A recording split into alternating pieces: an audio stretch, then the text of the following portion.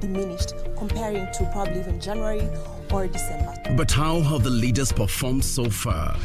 In terms of the amount of money that is being disbursed, the minimum being 500 shillings, how do you scorecard that? No, that I'll give it a 2 out of 5. 2 out of 5. 1 out of 5. I'll still give it 5 out of 5. Every week, we bring you an honest assessment of the national and county governments. What is the impact of the Hustlers Fund? There are people who borrow, praying they don't have to pay back. For example, they pray that the owner dies. The Scorecard, every Tuesday at 10 p.m. on KBC Channel 1. You don't call anymore, 'cause I'm still thinking about you. Have you found somebody new? Baby, baby, baby blue, tell me that you love me, I'm in love with you. I have a heart like a lion, strong like Mount Zion, so Babylon can't ever get me down. Gold and green, red, gold and green. Wave the banner from you, know your soul clean. Red, gold and green, red, gold and green. Human race, running in a human race, yeah. What a disgrace. Human beings when I He doesn't know I'm 10 steps ahead. I'm sure they didn't come to console you. I can handle them. Rudisha hiyo. Hii nyumba inatakikana iwe imefurika watu kabisa. Ni mapema sana. Unajua sisi ni akina nani? Tunaomba muondoke. I just came to run some errands for Nick. Then you just tell that family to adopt you. You are sick. Not having breakfast with us? Millicent, Tiffany is mourning. She must be broken. He's in a better place. It's okay. None of his children were there during his last days. None of us, Steve. Once Dad is 6 feet under, we're all alone. Who else is here? Siku wingi. How have you been? Jazz. But that's why we have each other.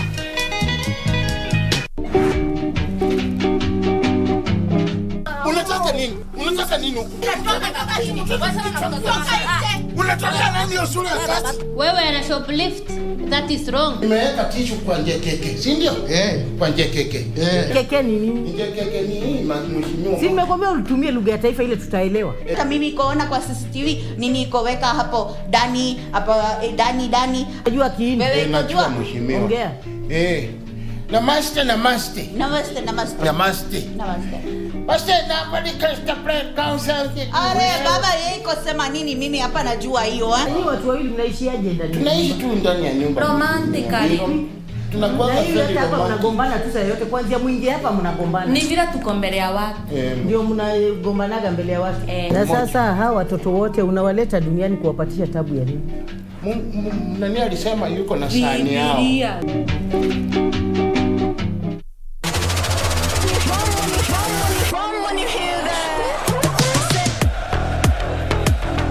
It is one of the oldest competitions in football history, the DFB Pokal.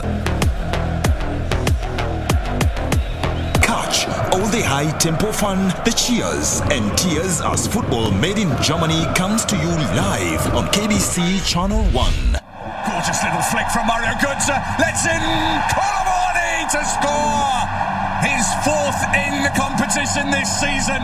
Way better than any blockbuster. Don't miss the grand finale on the 3rd of June 2023. KBC Channel 1, your true sports partner. At KBC Channel 1, we put people at the heart of events with our captivating weekly news features. Every day, we are breaking new grounds with informative, entertaining, and inspiring human interest stories. On Mondays, 9 p.m., we have The Cabinets. Tuesday, 9 p.m., we get inside the barracks for military tales.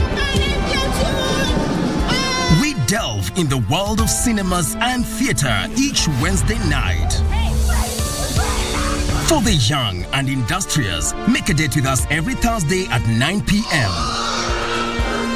Fridays are dedicated for my culture. On Saturdays, we go back in time for history in perspective. And on Sundays, we get to know the process of how things are done and made. KBC Channel 1 News features a whole lot of wonderful viewing experience.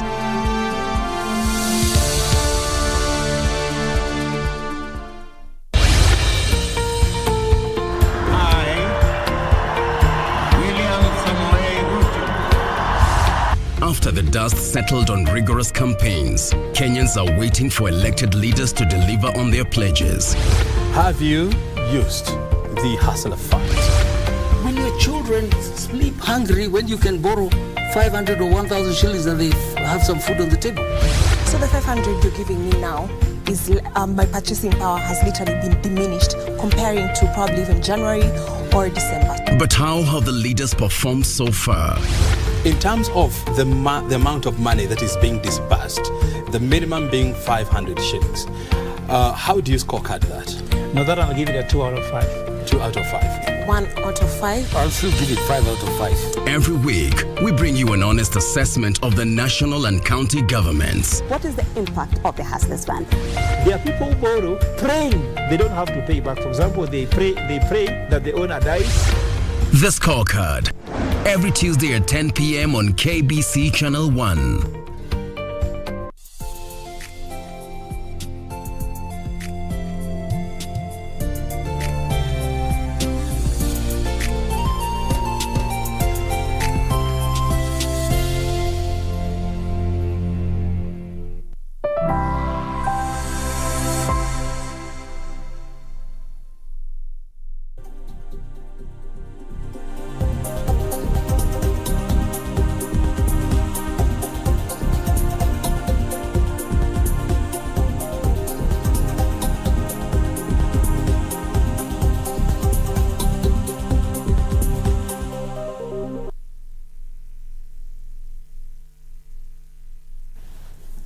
Good morning. This is the Great KBC, and you're just in time for KBC News Check, a program that we earmarked to ensure that we keep you afloat on what is happening or the news that are hitting the country. Thank you indeed so much for joining us. My name is Bentro Njue.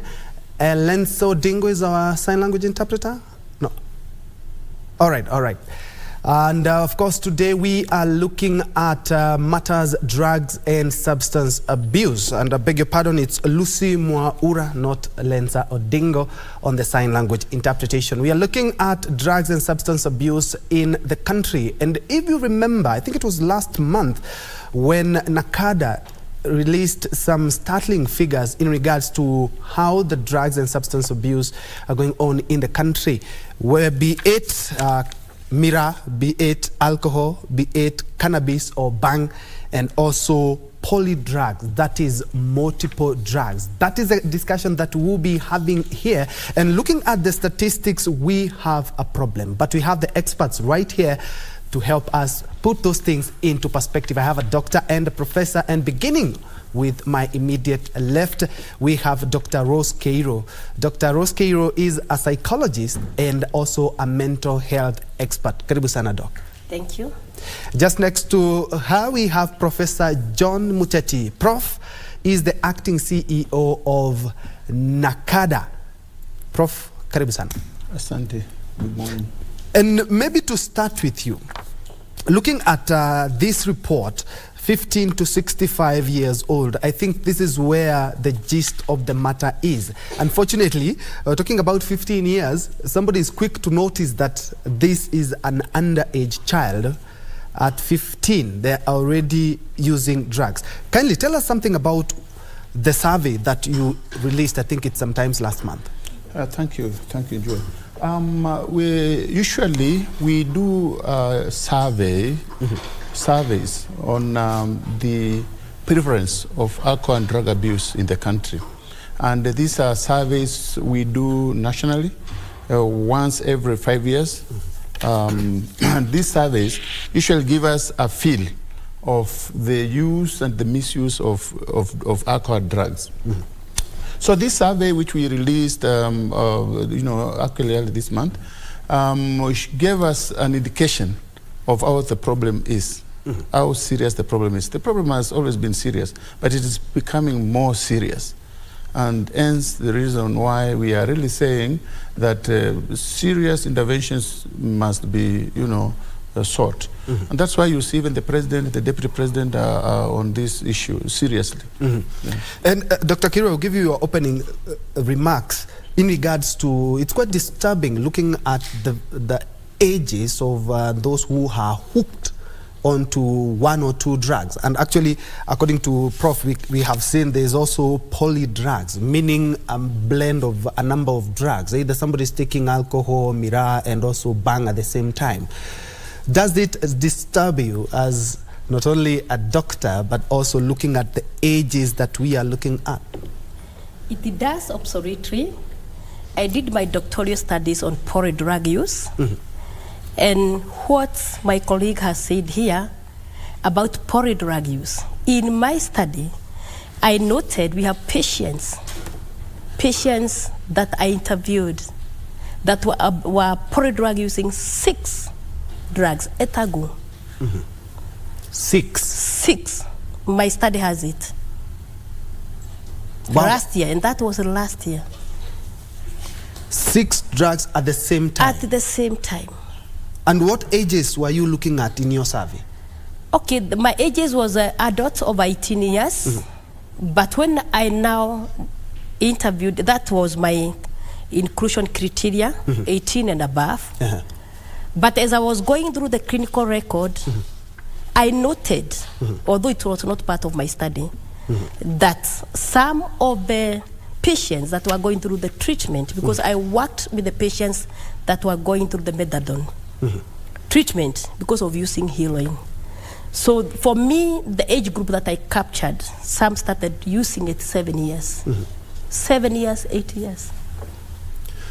Wow. So even the age is lower. But we are talking of majority, as he's saying, majority is between that and that age. But the engagement, the trial starts early. Yes.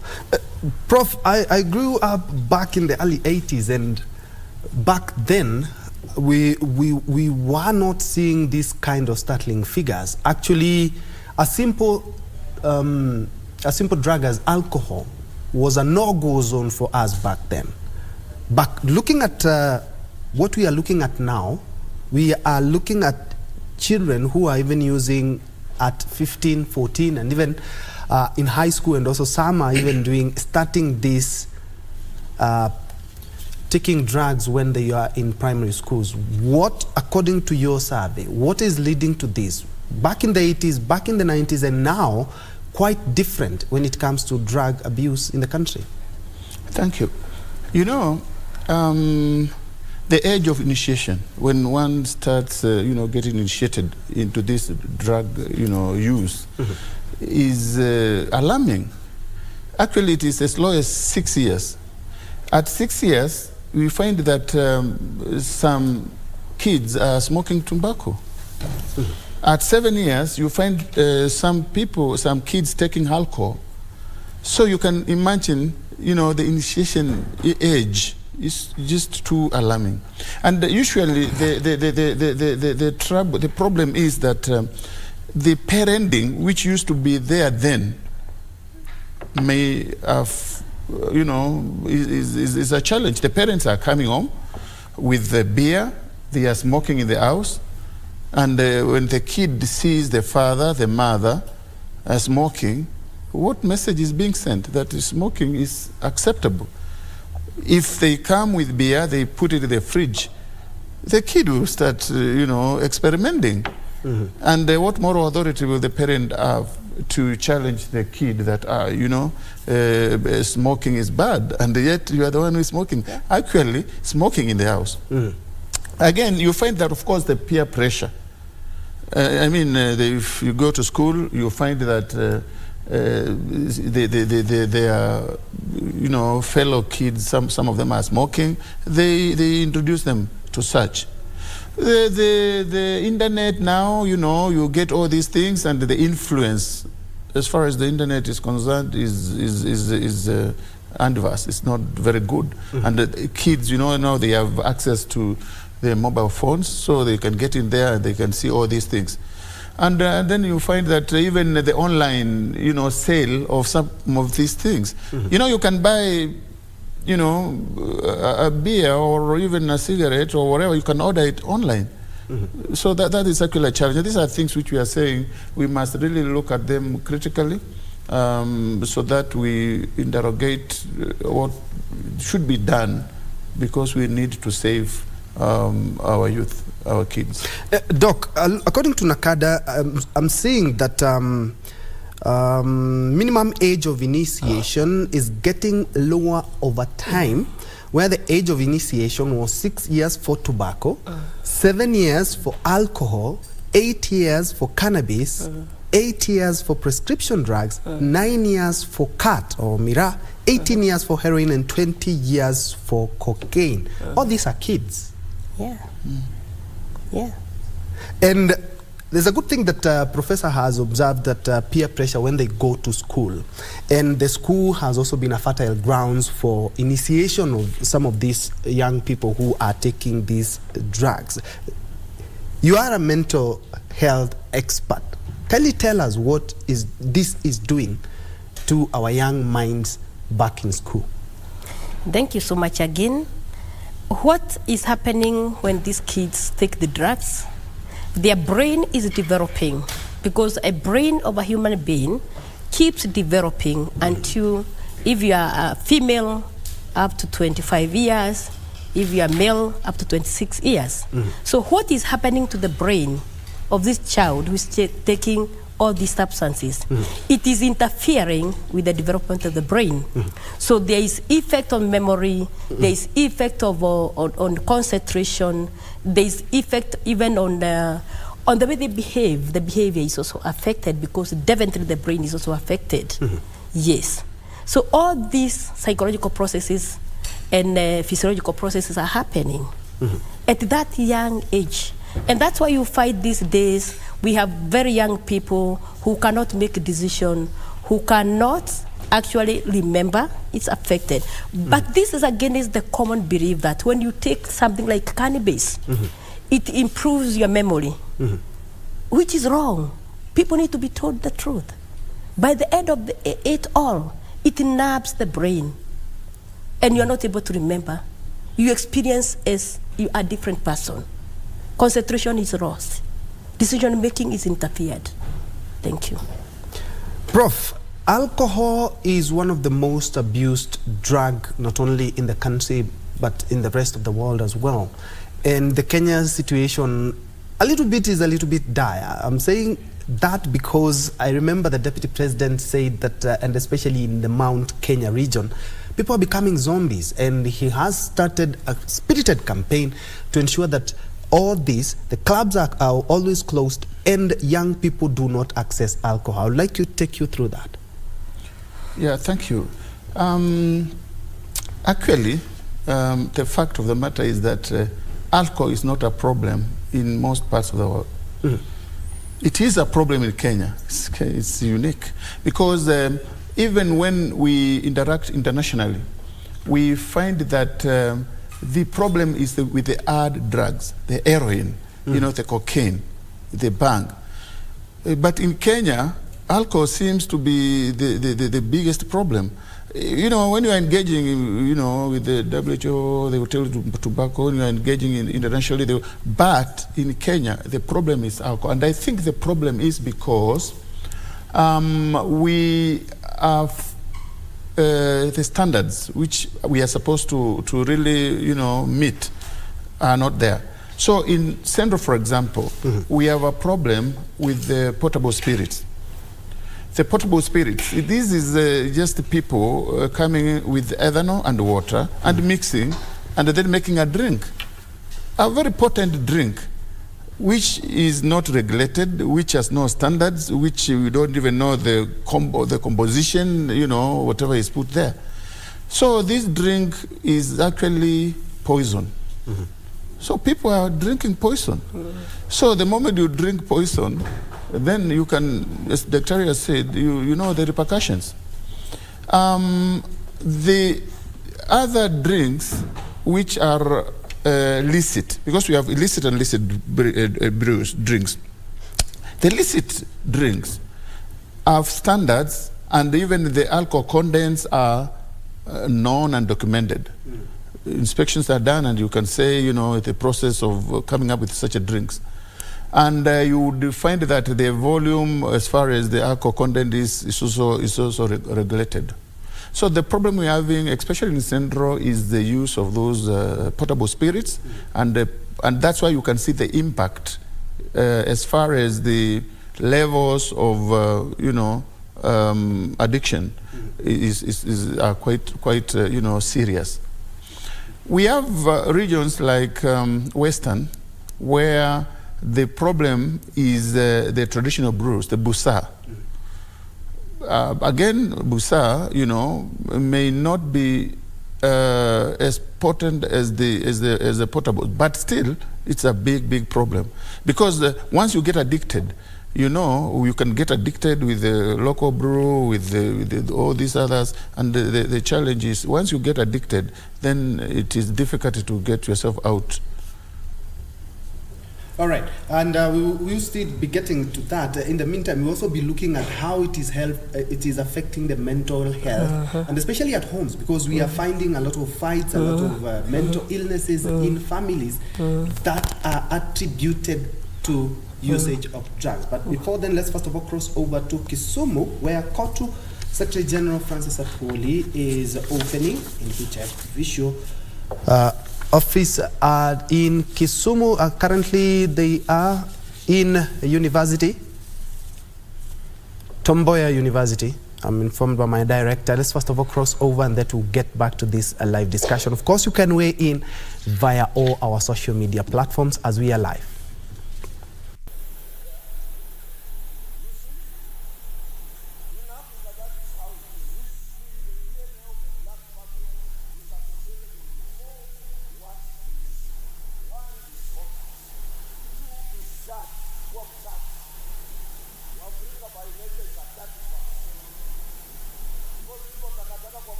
All right, we'll be getting back to the university a little bit later. Speaking there was Francis Atwoli, who is the KOTU Secretary General. We'll be getting to that a little bit later on. But just in case you joined us, this is KBC News Check, and we are looking at drugs, the status of drug and substance use in Kenya, in light of a report that was released by NACADA in regards to the drugs that are being used in the country and the age brackets that are using that. And looking at it, it's quite disturbing, because we seem to be glowing on some of the gains that we had made a number of years back. Before we went to Kisumu, we were looking at how it is affect the mental stability and especially the mental faculties of families. We've seen a lot of fights, and especially when we had COVID, a lot was attributed to a lot of people carrying the stuff that they need to use, if it's alcohol, if it's mirais, because everywhere was closed. And we witnessed a lot of cases of gender-based violence back then, and most of them were attributed to substance abuse. Thank you so much. I would want to contribute a bit about the use of around drugs, or the drugs that we use. They are drugs because they affect our brain, but they are around, like alcohol, like cigarettes. They have an impact, yes. But these are the gateway drugs. As Prof has said, our young ones admire their fathers, admire their sisters, admire their neighbors when they are taking them. So they experience, they see and observe how they feel good, how they feel high. And this is what informs them on the choice. Then coming to the impact of these drugs, when I talk about gateway drugs, I'm talking about when you get to using like cigarette, you are a likely candidate for cannabis. You are likely candidate for all the other drugs, including heroin, cocaine, that is on high use in our country, according to the study I did. What is the impact of the use of this at family level, and even at the individual level, school level, and our community level? That's what you want. So the impact is this. Once you are on drugs, we call them psychoactive drugs, meaning they affect the way your brain works and behaves. Once you are in it, your emotions are likely, you are likely not be able to regulate your emotions.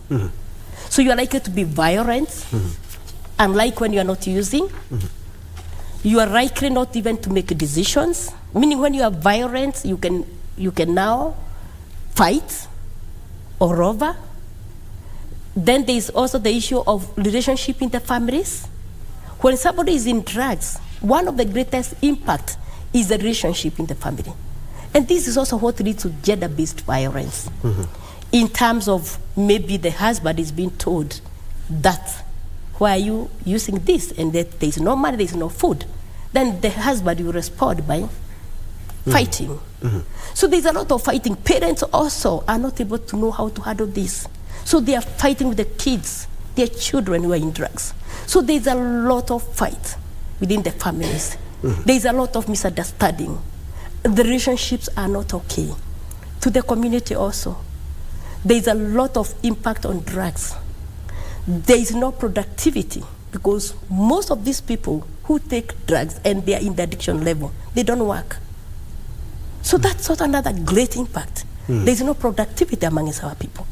And then what is the impact in the overall government? There's also a lot of money being used to treat the same behavior.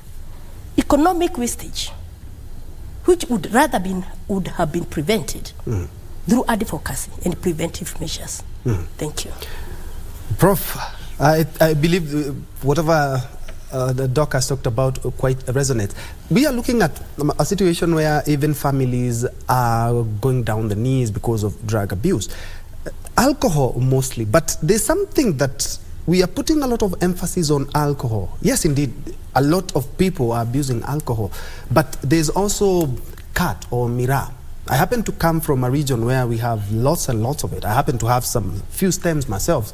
But looking at how it is also affecting school-going children, a lot have dropped out of school to go into miraa farming. That I can attest to. And the government is not doing a lot to ensure that these students or these small boys and girls remain in school until they are out of school. They can continue with their farming and stuff, but a lot are dropping out of school. How is NACADA addressing the miraa challenge that we have, or the cat challenge that we have in the country? Thank you. You know, miraa, just like tobacco, just like alcohol, is a legal drug in Kenya. I mean, you know, you cannot be prosecuted because you are taking miraa, you are chewing miraa, and it being a legal, illicit, you know, substance. What we need to look at is the management, such that there is a regulation for these youth. Is it possible, just as we have done for alcohol, to make sure that if you are below the age of 18, you are not supposed to chew miraa? Because it's a drug. And also, you see, because of the quick money, which these kids will really go, there's a farm, and you know, their parents' farm, and they will go there and get the money that day, get quick cash. I think that also contributes to the dropout rate, because they would think that, oh, I'm going to get 500 shillings every day, and you know all that. But I think the solution would be if we involve even the miraa growing communities and you know all those people, so that, and even the government agencies, the local, you know, the opinion leaders, the church, and everybody, so that we don't have a situation where children are, you know, used even in the selling of the miraa. A child who is below the age of 12 cannot sell beer. You can't find them selling beer in the pub. The same case should be with Mira. Why would a child who is less than 18 selling Mira? Why are they doing that? You know, so are some of the things we should look at. As far as we are concerned, of course, Mira has been scheduled by the international, community, as a drug. But as a government, as I said, just like tobacco, we take it as a licit drug, and therefore we should come up with ways of managing, because it is also addictive. It's addictive, and studies have shown that it is addictive, and I would imagine that if we do proper engagement, because also there are people who are their levelhoods is on Mira. And if you are telling them today, no, this one is no longer wanted or whatever, what will you do? You have any alternatives? Alternative levels, do you have? We don't for now, but they can be found. And there are other emerging drugs that looking at 5-10 years ago, they weren't quite absorbed in the country as they are now. I'm talking about alternatives for tobacco. We've had a couple of years back, we had a product called Lift, where you put in one of your gums and it causes some electricity or something. But now, looking at 5-10 years ago, that is something that we should have done and dusted with, because at the end of the day, they are also contributing to the drug use in the country. There's also shisha, which was banned, but unfortunately we are seeing it back, and it's and I'm quite sure you see Prof is laughing because he knows that it's also a big challenge in the country. These alternative sources, they are legal, because if you look at, if at all there is a product that you can buy, I quite believe that it is legal. Looking at shisha, we go to one of those pubs in Kilimani and up and estate, and you will find them. And in estates like Eastleigh, this is also providing a challenge, a bigger challenge to an already compounded challenge. Dr. True. There are many drugs that have come on board, and some of them are the ones we are calling the new psychoactive drugs, under the classification of the prescription drugs. The drugs that are prescribed at hospital, they are the ones that our young ones and even old ones are using. And many others that are not even documented. Because when somebody is in high, when you want to feel high, they look for anything. And that's why new drugs will keep coming. They look for anything that will make them high. Like when you are used to shisha or tobacco, it will reach to a time when it will no longer have effect on you. So you will start now to step it up again. Yeah, stepping up by in bringing another one, so that you can still feel high. Like the people that I said they are using the 6 as a cocktail. They started with cannabis and then they feel they are not feeling high. They add another one like benzodiazepam. Then they go adding another one like heroin. They go, then they even put, we call it cocaine. Then you find they also put those shisas and all that. And then they also use, I am telling you, is a whole risk. And all these drugs are available in Kenya. The demand and the supply is very high. Why? Because our people who are in the drugs, they are ready to continue feeling high. They are committed. And that's why the supply is there. So something requires to be done very, very urgently to arrest the situation. As Prof have said, it's going up day by day. And it's reaching to an uncontrollable level.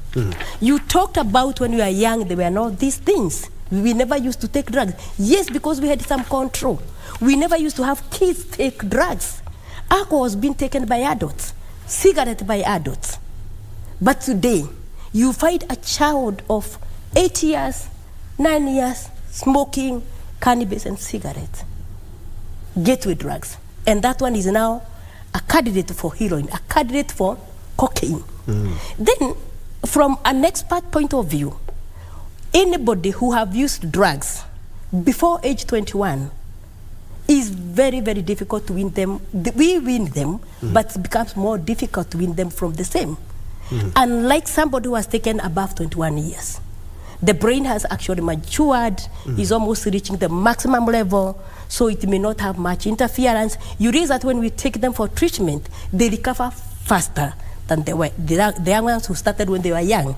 So there is a lot of advocacy that is needed, that need to be done, that the earlier you start taking these drugs, the more you are likely not to be treated and recover smoothly. Because the brain is already growing, having this psychoactive in it. So people require to be aware, people require to be educated, so that all of us, we can guard against our children using these drugs. Yes. Prof, in your report, there is a polydrugs or multiple drugs, and the prevalence is 6.5, population affected 1,766,583. Can you tell us something about this? Because this seems to be an emerging trend that, if not checked, we would be having a number of issues. Yeah, well, like what Dr. is saying, when we are talking of polydrugs, we are talking of use of multiple drugs. For example, you are smoking and you are using beer. You know, you are using cannabis and you are also using cocaine. You are using heroin and you are using other kinds of drugs. And this is far much more serious. If using one drug is serious, what about using many drugs at once, concurrently? So this is a situation we picked up during our survey, and you can imagine at 6.5%, with a population of more than 1.7 million Kenyans having this problem with the polydrugs, it is really a dire situation. Maybe let me mention something about shisha. Shisha is not legal in Kenya. The Ministry of Health, through a Gazette notice, outlawed shisha. And the reason was informed by a survey which was done by NACADA. And that survey showed that shisha is being laced with heroin, with cocaine, with marijuana, and with some other hard drugs. So you think you are smoking the shisha, but then so that they can get you hooked, because once you are hooked, you come again and again. So that they get you hooked, they will lace it with something which will be addictive, and that is the samples which were taken showed that quite a number of these shisha outlets are lacing these drugs. I mean, these shisha with hard drugs. That is the current situation we are in. Yeah. All right, Doc, looking at what we are currently going through, there's also those people who are hooked we are trying to help, and especially it's in your line. Mostly it's because of the makali, the portable spirits Prof talked about in the Mount Kenya and Central region.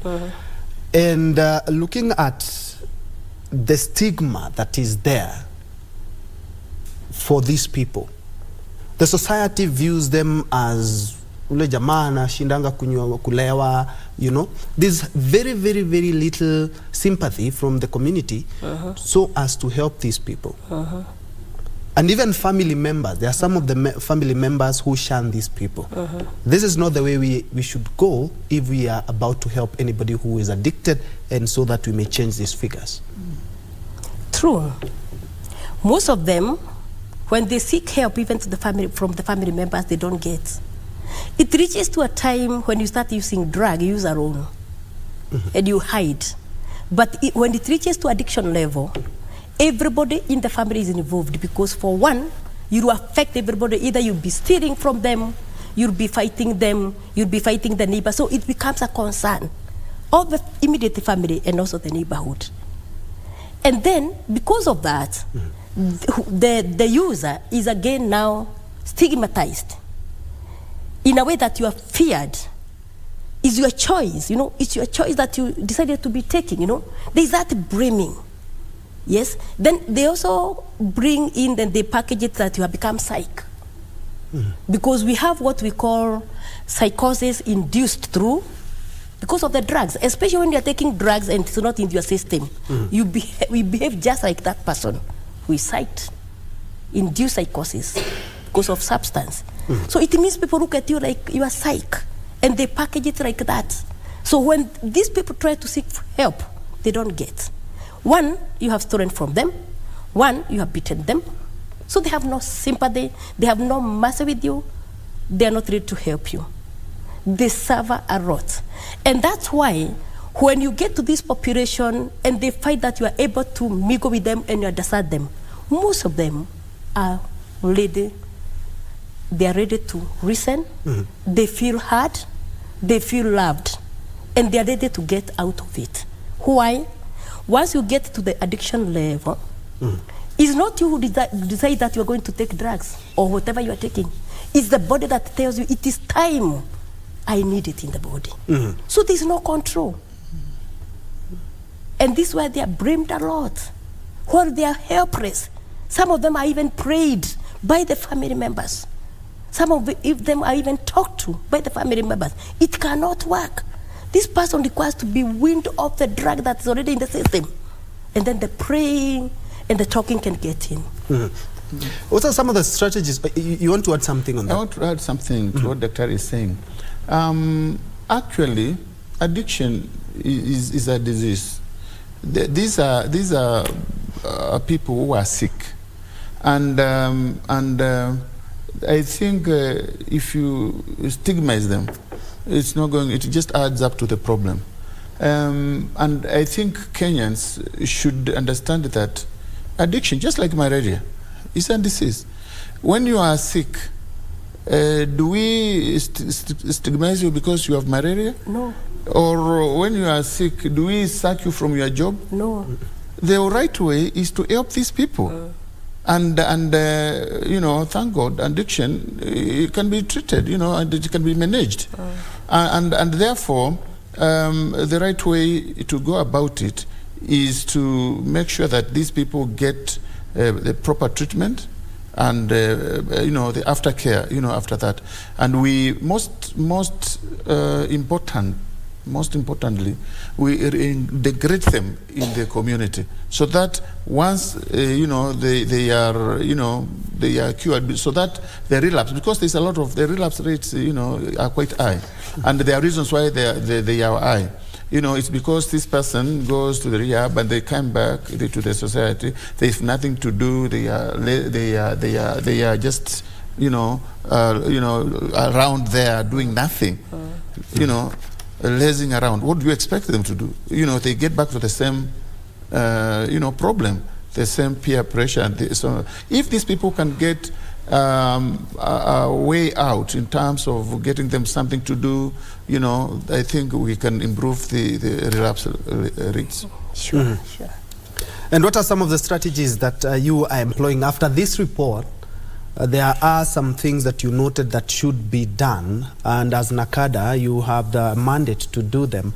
What did you deduce from the report, and what are some of the mitigating factors that you are undertaking? We, of course, after looking through the report and after making analysis, we have realized that this problem must be solved, you know, from different levels. One, the schools, because you've seen the initiation, 6 years, 7 years, 8 years. So the intervention must start from the schools, the primary schools, the secondary schools, and so on, so that we can empower these kids early enough. You know, if a kid is empowered to say no to something, you know, in life skills, for example, would empower a kid to, if you want to try and give a kid a cigarette, they will be confident enough to say no, you know, this is not right. So we need to infuse such life skills to our kids. And this is a program which would be very critical, and we work with the Ministry of Education so that in the curricula, the life skills is part of the, you know, the curricula. So that's one of the most important interventions we are doing. Of course, in the workplace, we realize that depending on, some people have got disposable income, high disposable income, and you find that even in the workplace, this is a big problem. So again, we have programs which we urge the employers to, to apply, so that their employees you get to know the dangers of ADA, and those who are affected can be supported. So those are programs in the workplace. Okay, just hold on. We will be getting back to that, but we have to go back to the Tomboya Labour College in Kisumu, where COTU Secretary General Francis Atuoli, together with NHIF officials, are having a retreat, and he's currently making his address. Let's first of all listen in. In early last year, but because of COVID, we delayed a little bit, and we are not being funded by anybody. So far, we have used on our renovation more than 600 million Kenya shillings currently, and we are still going ahead without being assisted by anybody. We want to make it a world-class institution in this area of Africa, and a referral college for the International Labour Organization to reinvest college. It will be here. President William Samuel Ruto has promised us to give us a second phase of our resource center. The first one, which is down there, was supported by President Mwai Kibaki as our worker number one. He did put out that one for us, and the governor of this place helped us to reclaim our lands that had been grabbed, and then we have far behind this one here. We want to have an ultra-modern small stadium with indoor games and everything, including football, netball, volleyball, and every type of games down there. So we have embarked on this. This is our legacy project, and we must finish before we say goodbye to workers who have given us and support, and therefore, Chair, you are welcome. We want to support you people, and I want to thank you. You are most welcome to this institution of Tomboya Labour College, and anytime, Chair, with your team, with your CEOs, and everybody, when you are around and you feel like coming here, you are free, because you are part and parcel of our social partners. Social partners, you don't need to have an appointment, come here and so on. And I would urge you also, in June, we have International Labour Conference in Geneva. This year's delegation will be unique. It will be led by His Excellency the President. He will be making a maiden speech in the ILC, the International Labour Conference in Geneva. I would like NHIF and, if possible, yourself to be represented in Geneva, where we have so many other associated health institutions watching and coming there, including the International Social Security Association for pensioners and others related to what you are doing at NHI that belongs to both workers and employers. Can learn more, can interact with people, can ask how are they doing in their own country in comparison with what you want to achieve.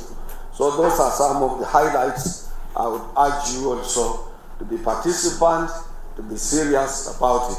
Let me take this opportunity, brothers and sisters, to say big thank you for coming. I was away, but I made sure NHIF is close to me, the way NSSF is close to me, and the way the Federation of Kenya Employers is close to us, and government at the same time. That is why we call ourselves social partners. COTU cannot operate in vacuum where there is no government or employers. Employers the same and government the same. So we are twinned together for purposes of making sure that social partners are there as anchored to the International Labour Organization conventions and our own statutes. I thank you, Chair. Thank you very much.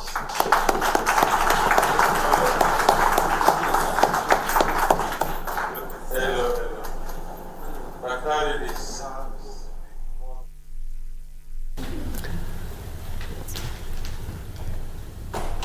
NHIF officials retreat in the Tomboya College in Kisumu, where gracing the event and officially opening that event is Kotu Secretary General Francis Atuoli. We'll be getting a little bit more on that report from my colleague Wycliffe Okech, who has been keeping tabs with that retreat and some of the deliberations that will come up from that meeting. Just in case you joined us, this is KBC News Check, and we are looking at drug and substance abuse in the wake of NACADA releasing a report that shows quite dire statistics in regards to the drugs and substance abuse in Kenya. And actually, we're trying to put things into perspective here with my two panelists, that is Dr. Rose Keiro on my immediate left, and we also have Professor John Muteti, who is the acting CEO of NACADA. For questions, suggestions, or even where you are watching us from, kindly hit us on our social media platforms. Back to our live discussion,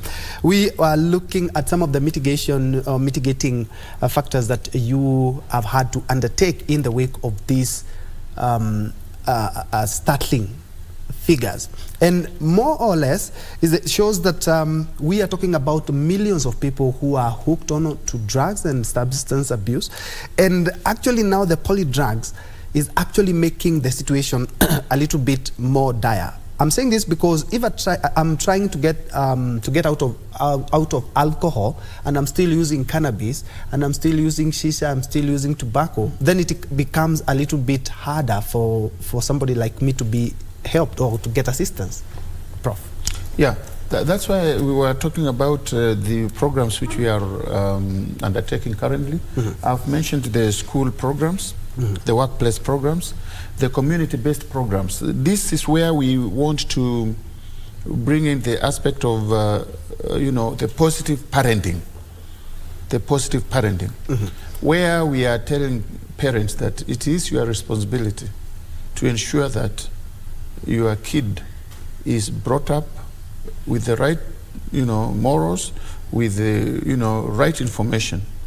And this positive parenting actually would help a lot. That's why I'm saying, why would a parent go with the beer or cigarette in their homes? Maybe they don't have the right information. If we really talk to them, I think that would help. We are also talking to the borders, the matatus, and all those people where, they interact with our kids. Because if we talk to them, then nobody's going to smoke in the matatu, and even they will help us, even, in this fight against alcohol and drug abuse. But the greatest, in my opinion, and actually in the opinion of the NACADA, this war cannot be won if the community is not involved. It is the community now to take charge. Somebody seated in the boardroom will have theories or whatever, but those will just be theories. We will go to the communities and empower communities to bring the fight up to that, grassroots level. So that if they see somebody selling an illegal drug, if they see somebody selling these portable spirits which are poison, they can, intervene. We empower them so that they can say no. Interestingly, these people who are selling some of these illicits are very innovative. They are very innovative. So they know that they will not sell them in premises which are known, which are licensed. So during they will now stage manage funeral meetings, and you think it's a funeral meeting, but it is these guys selling these illicits. They will stage manage a pre-wedding, and they go to somebody's homestead. They will, and they have been doing it. And actually, studies have shown that intelligence has shown that these people are now being very, very innovative. So we are saying that we must find ways of getting these people. And I am just wondering, because the chiefs and assistant chiefs are there, And they should be getting this intelligence. And the president the other day directed that the Nyumba Kumi should be actively involved in this, because you're talking of Nyumba Kumi, you are talking of the lowest grassroots level. And if the lowest grassroots level of leadership is involved, then we will make a great impact. And just to add that what we have done is that we have come up with what we are calling framework for community engagement in the management of ADA, and we have already come up with, the guidelines are already in place, where we are now telling the communities, this is the way to engage. This is the way we want you to engage. Come into groups, and these groups will be empowered so that they can now take charge as far as this fight is concerned. Not forgetting also the faith-based organizations, because these are our moral, they are the people who would really tell us, what is right and what is wrong. So the faith-based organizations will also be key into this fight, because they are the ones who are meeting with these kids every week in church and in such other forums. Yes, I totally concur, and it could be something else, or something quite hard when it comes to policing people so as not to be using drugs and substance abuse, having people doing some sort of a pre-wedding, or actually the border borders. The border borders are being used for all evils and good as well, because some of the alcohol, some of the drugs are being ferried using the border borders. And it's a good thing that Prof has talked about, is that involving the community and the society, because if at all somebody can be flagged because of transporting a substance, then I'm quite sure a lot of people can be flagged for engaging in these kind of illegal trades that are actually contributing to our addiction. Doc. Yes, I quite agree with the Prof what he has said, that we require to involve everybody. And for me, I would want to start by asking, why do our children start taking drugs? Even before we go to the involvement. Why? What drives taking drugs? And I want to highlight a few things that inform that. One, in the family setup, there's a lot of distress. Parents are fighting with each other. Children are experiencing physical fights. There is a lot of murdering within the youth within the family. There is a lot of harassment even in the running institution, in the community. So when these young ones are exposed to this kind of anxiety and distress, they look for ways of managing that from a psychological perspective. And one of the ways that they fight for numbing that pain is through the drugs. So I wish to concur what he's saying, that we go to the family level and we inform the families the impact of the distress within the family level that impacts on the young one. We are talking of trauma experience within the family. When children witness parents fighting, they seek drugs when they get to know that there's something that can numb that pain. So there's the issue of physical fight that causes trauma on our children. There's the issue of parents themselves fighting the children. So they grow up when they are traumatized. They grow up looking for something that can make them feel calm. And one of the things that can calm the young ones and anybody else is drugs. Even as adults, when you have distress at the workplace, when you are sacked, something happens, you realize that somebody goes to the youth. Why? Because you are not calm with yourself. So for me, I would like us to engage a strategy that educates from the family level how this is influencing the youth, so that we don't wait towards the other end of treatment. We cannot alter these people, but we can prevent at that low level. The other thing that is affecting the youth within our people, and especially the young ones between age 11 to 19 years, is identity issue. You realize in our country we have so many children who cannot tell you who their father is. And because of that pain, that child grows up with that pain, psychological pain. I hear the others, they have their fathers. They ask their parents, who is my father? These parents hide, and to them it's not an issue. It's a huge issue on this child. And all what they need is disclosure, so that they can come to closure of the reality on the ground. Lack of identity is influencing so much on our young ones. The study that I did, as he has said, on drug use, it came out very, very clearly that most of our kids get into heroin not knowing.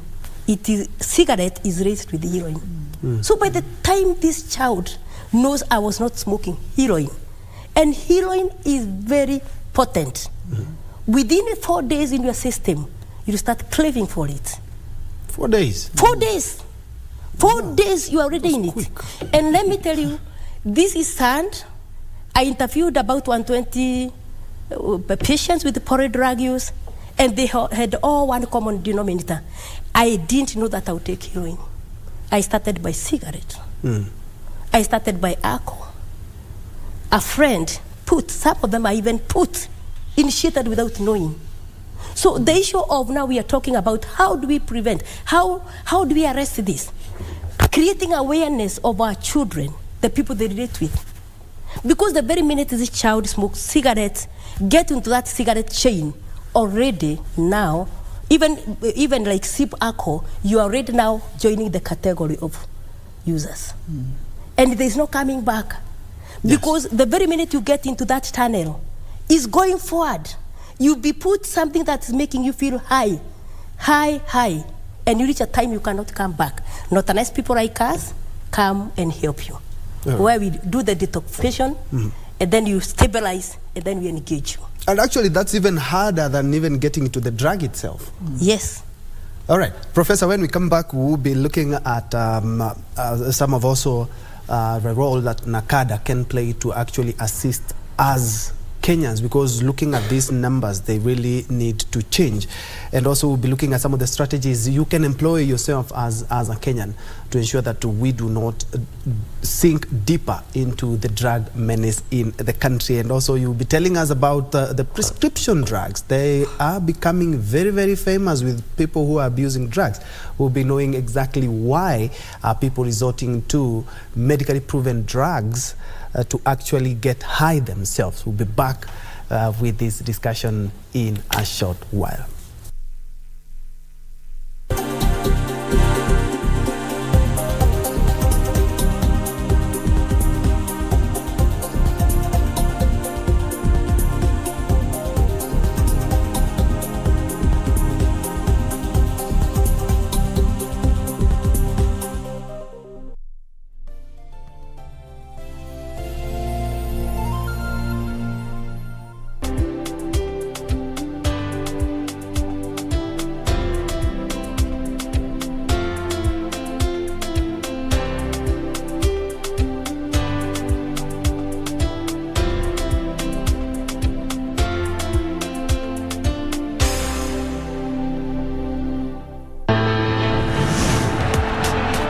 Berlin is calling. The footballing fraternity is taking note. Defending champions RB Leipzig have reached the DFB Pokal final for the third successive season after an emphatic 5-1 win over SC Freiburg. Danny Olmo, there's no pressure on him, and he's found Nkunku! Ruthless! Similarly, Eintracht Frankfurt are into the final of the DFB Cup following a 3-2 victory over VfB Stuttgart. The DFB Pokal hits a crescendo on Saturday, 3rd June at 9 p.m. when RB Leipzig will be up against Eintracht Frankfurt, live and exclusive on KBC Channel 1. Don't miss out on the unexpected delight. It is Colomwani against Braidlaw, a battle Colomwani was never going to lose. KBC Channel 1, your true sports partner.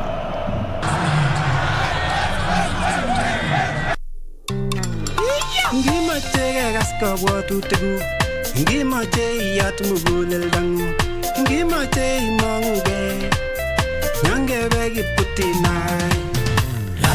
Lale, kimi give again, lale, Kitwek FM gigosi, Kitwek FM gigosi, FM gigosi. 98.0 Kitwek FM Kegosin.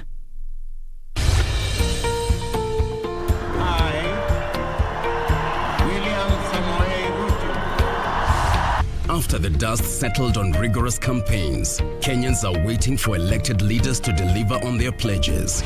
Have you used the Hustler Fund? Will your children sleep hungry when you can borrow 500 or 1,000 shillings and they have some food on the table? So the 500 you're giving me now is my purchasing power has literally been diminished comparing to probably even January or December. But how have the leaders performed so far? In terms of the amount of money that is being disbursed, the minimum being 500 shillings, how do you scorecard that? No, that I'll give it a 2 out of 5. 2 out of 5. 1 out of 5. I'll still give it 5 out of 5. Every week, we bring you an honest assessment of the national and county governments. What is the impact of the Hustlers Fund? There are people who borrow praying they don't have to pay back. For example, they pray that the owner dies. The Scorecard. Every Tuesday at 10 p.m. on KBC Channel 1.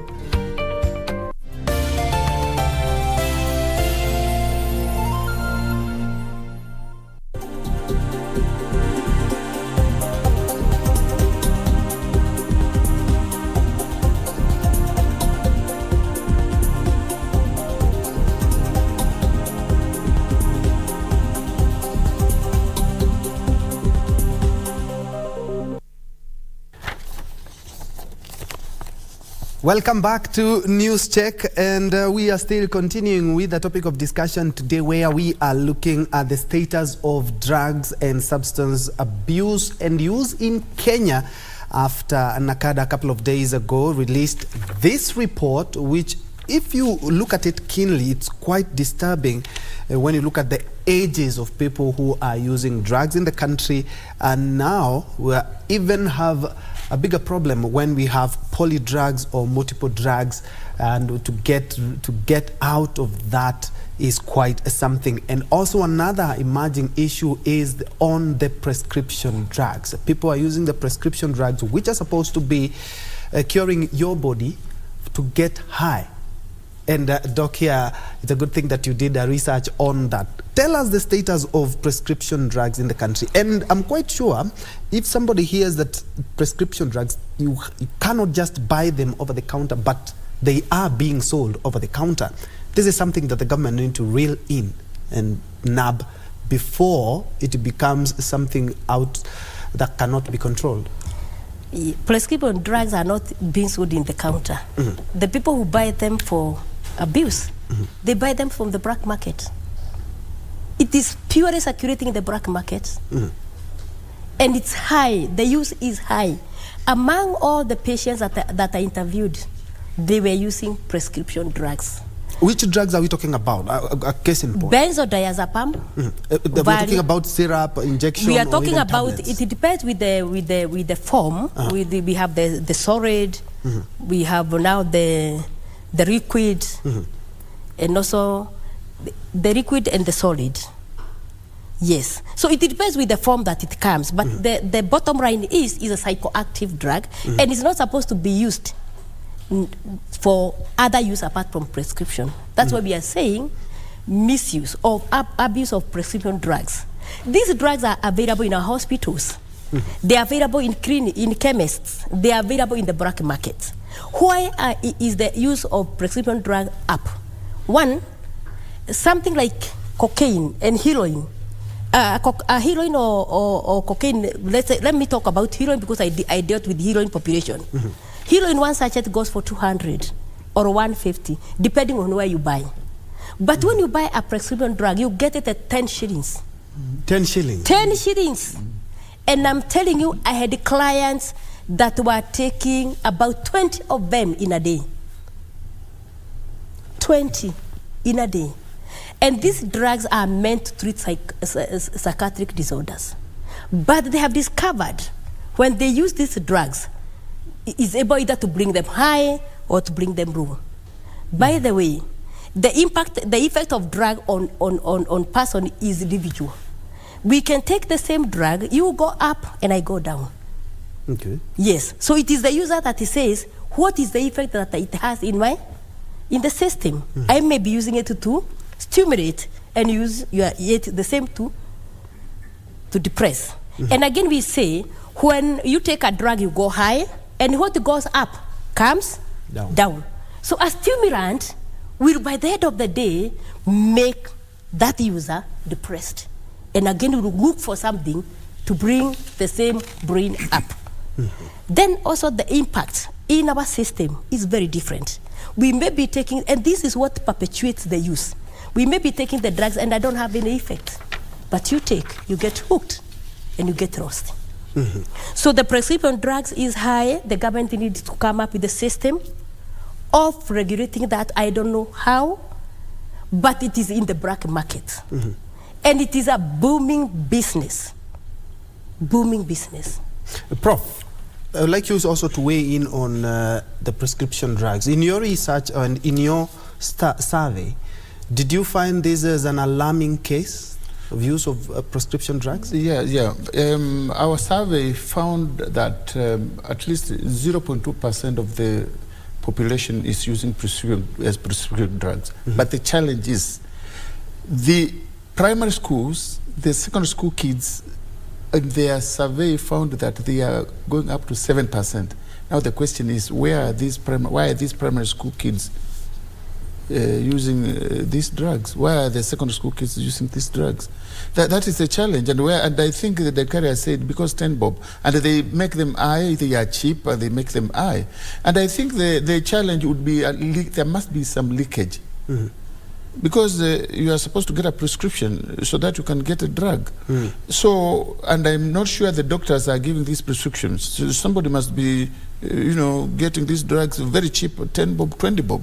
So there must be some leakage, in the pharmaceutical, in the pharmacies and so on, which now must be addressed because, as the doctor is saying, you get hooked and, it makes them, maybe they feel calm, if they are under stress, and then you are taking such a number every day, then you get hooked. It becomes a big problem.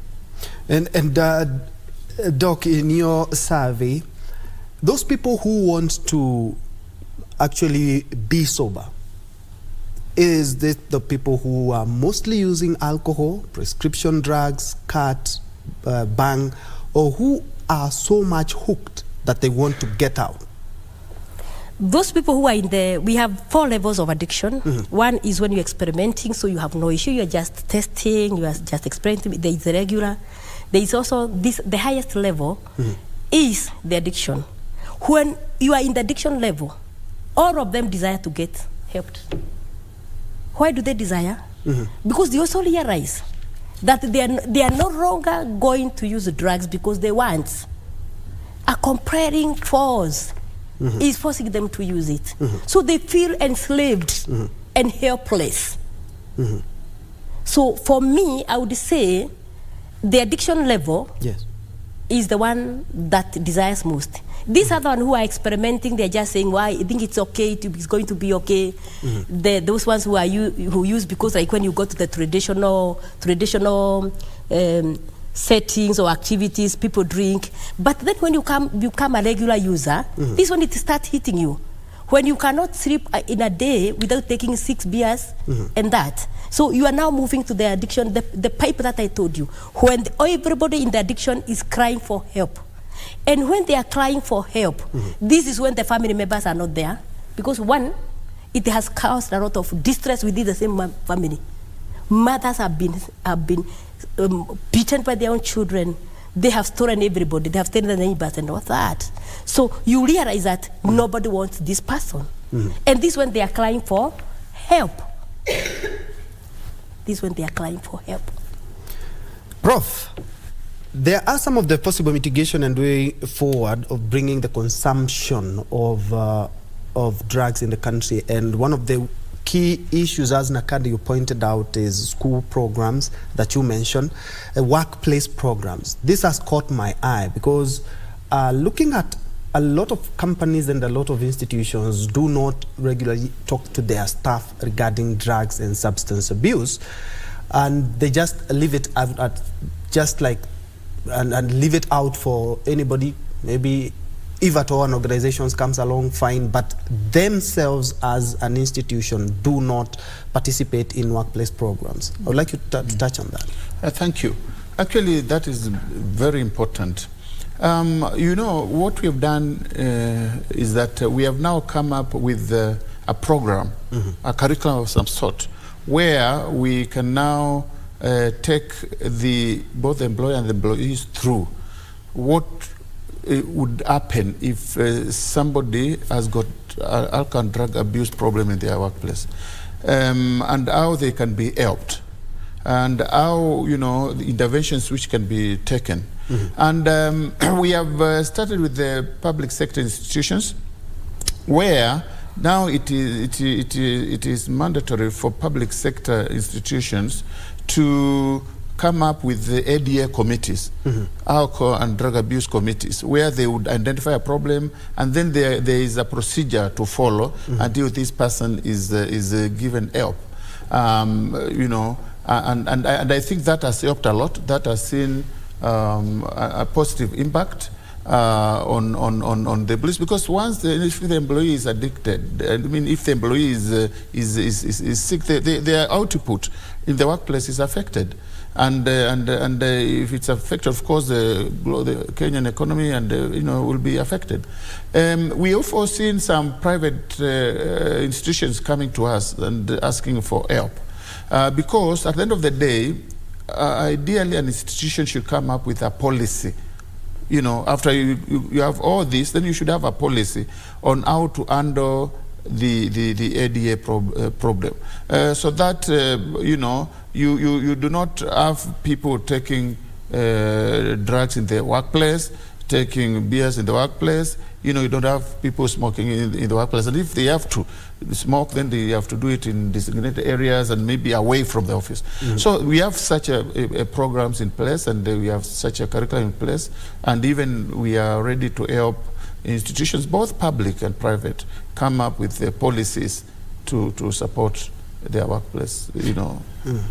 Doc, maybe you can also add on that, because I remember back in the 80s we used to see a lot of campaigns, the road safety campaigns. We also had the AIDS one, where you found a lot of stickers in schools everywhere, let's help crush AIDS and everything.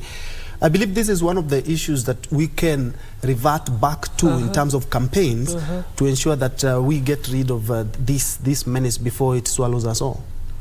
Yes, that's very true. Because at the end of the day, even if you're not using, you're affected in one way or the other, either by a family member or even a colleague at work. You are affected seriously, because when a colleague is taking, is in addiction level, you work for them, because no other employee will be employed immediately. So that's a burden to the colleagues. At home, when you're stealing the finances that are supposed to go to the family.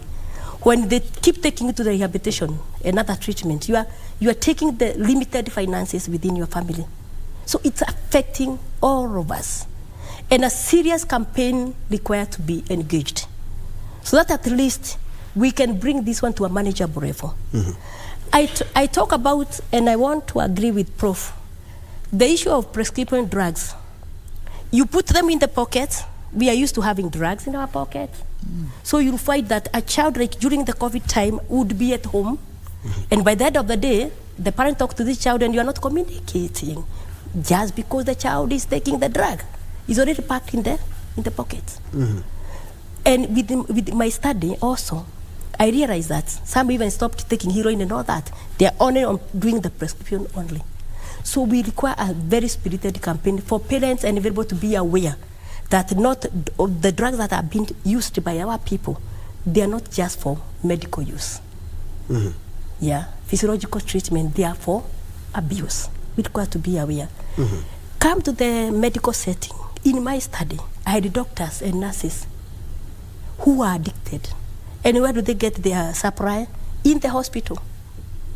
in the hospital. Yeah, that's a big issue. We have sick doctors. Those nurses, yes, a whole trained doctor. Addiction can affect everybody. You realize that when you go to the hospital, we have the pethidine. The pethidine, we have like the morphine. These medications are, even like tramadol you talked about, they are used to treat pain. And especially the people who are suffering from chronic illnesses like the cancer. But we have doctors who are stealing this medication from the hospital. From the hospital. And there's one nurse who told me, Daktari, if you ever have a space anywhere, can you talk about nurses and doctors using patients' medication for themselves? Your patient is groaning there in pain and somebody has taken that medication. Then even this supply that you find out there is also from the hospital. Maybe I bought for your patient and then I take it because it's about money. It's about money. But for me, as I sit here, I'm not fighting the supplier. Why? You don't go for something that you don't need. There are many things that are being sold and you don't buy. Why don't you buy? Because you don't need, you don't have value for it. We need to work on our people so that they can make informed choices as they go to buy. Because if there was no demand, there will be no supply. What is causing this demand? We should address that. All right, and Thank still you. on addressing issues, as you add on that, looking at NACADA, I think you should be having prosecution powers because we know very well, a lot of Busa, we know Western. If you talk about a lot of these second, third generation drinks, we know Central and Mount Kenya. If you talk about Bangi, we know a lot of it is coming in from the north of Kenya. When we talk about cocaine, heroin, a lot is coming from the coast. Basically, we know where the issue is, but we are not tackling it. But hold the thought. Let's cross over to the College of Insurance, where the argumented general meeting of the ID for Africa movement is currently underway, and I'm informed is the CS for Information Communication and Digital Economy currently speaking, Eliud Owalo. From the very beginning, if you don't get the communication element right, then this initiative is going to be stillborn. People need to understand why there is need for a departure from the norm to the digital identity perspective. They need to understand what it will entail. They need to understand what will be required of them. They need to understand the end result. They need to understand the benefits. Unless and until you convince members of the public that the benefits of a digital identity outweigh the risks, then you run the risk of not carrying them along, and this change program will not be successfully implemented. Well said. Okay. PS Sambo. Thank you very much, Dr. Atik. My name is Mhatso Sambo. I'm the Principal Secretary in the Ministry of Homeland Security in Malawi, and I'm the head of the National Registration. I know that there is a misconception about the registration. One, from my own thoughts, is that the digital identity is conceived as a security thing or registration thing or probably digitalization. So combining all these three is probably one of the issues that we talked about the public trust. So I wanted to hear from our colleagues from Kenya, what exactly have they done or they are intending to do to ensure that these three, registration, security, and the digitalization, are enablers for the public trust.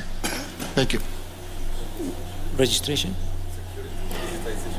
and digitization, right. Right.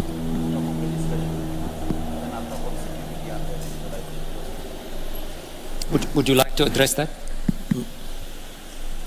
Okay, thank you very much, PS Principal Secretary from Malawi. For Kenya, we are, as I said in my opening remarks, we are now transitioning from second generation ID to third generation ID. And that the third generation ID is what we are calling digital identity, or in another name, UPI, Unique Personal Identifier.